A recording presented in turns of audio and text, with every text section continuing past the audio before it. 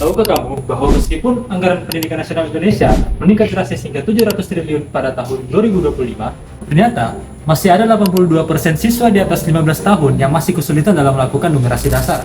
Selain itu, 75% siswa di usia yang sama itu memiliki kemampuan calistung di bawah rata-rata atau bahkan di bawah standar PISA.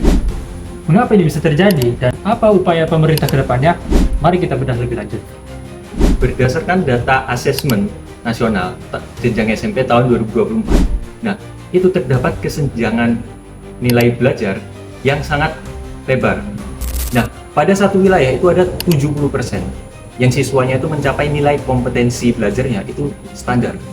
Sedangkan pada suatu wilayah yang lain, yaitu contohnya itu Indonesia bagian timur, malah nilai kompetensi numerasi dan juga literasinya itu tidak mencapai angka 40%. Nah, kemudian berdasarkan data dari BPS, itu di jenjang yang SD sekolah dasar itu terdapat sekitar 39,7%.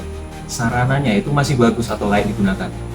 Nah, kemudian untuk 30% lainnya itu sarananya tidak layak digunakan. Nah, kemudian untuk di daerah yang jenjang SMP itu sekitar 25%-nya itu masih rusak ringan dan juga itu tetap layak untuk digunakan. Nah, kemudian 24%-nya itu rusak sedang dan juga berat.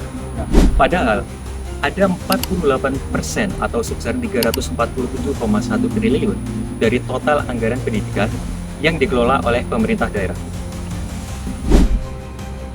Nah, dari situ terlihat adanya ketidaksesuaian antara anggaran pendidikan tersebut dan juga sarana dan prasarana pendidikan. Nah, dari situ itu melanggar sila kelima. Mengapa? Karena itu adanya ketidakadilan pendidikan pada seluruh anak bangsa. Untuk menjawab tantangan ini, sebenarnya pemerintah melalui Kemendikbudrismen telah menyiapkan beberapa strategi penting seperti 1. Pemerataan meliputi memperbaiki sekolah yang sudah rusak dan juga meredistribusi guru-guru ASN ini ke sekolah-sekolah swasta. Kedua, pedagogi baru. Pedagogi baru ini meliputi mengenalkan deep learning, mengenalkan coding dan AI, serta juga mendalami pendidikan karakter. ketiga, inklusivitas. Jadi di sini melatih guru pendamping khusus di 25 provinsi yang berbeda untuk melayani anak-anak yang berkebutuhan khusus. Namun, solusi konvensional dari pemerintah saja tidak cukup. Kita membutuhkan 3 terobosan baru. Terobosan pertama adalah adopsi sekolah melalui kerjasama dengan perusahaan swasta dengan insentif pajak. Jadi, perusahaan swasta ini dapat membangun sekolah yang telah diadopsi tersebut dari segi fasilitas dan internet.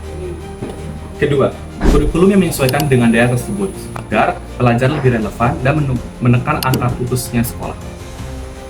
Ketiga, kehadiran pekerja sosial di lingkup sekolah agar guru bisa fokus mengajar dan siswa bisa fokus belajar. Kita sudah punya anggaran besar. Kita juga sudah punya banyak strategi. Tapi kenyataannya itu belum cukup.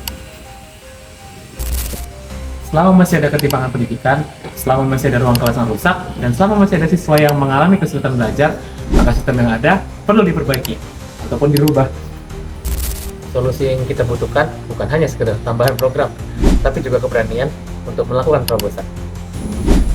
Dengan kemitraan yang lebih luas, kurikulum yang relevan dengan kehidupan nyata, serta perhatian khusus pada kehidupan sosial mereka, kita bisa menghadirkan pendidikan yang adil dan manusiawi, seperti nilai Pancasila. Karena pada akhirnya, pendidikan itu bukan hanya tanggung jawab pemerintah, tapi tanggung jawab kita semua. Sekarang, pertanyaannya, apakah kita tinggal diam atau melakukan perubahan?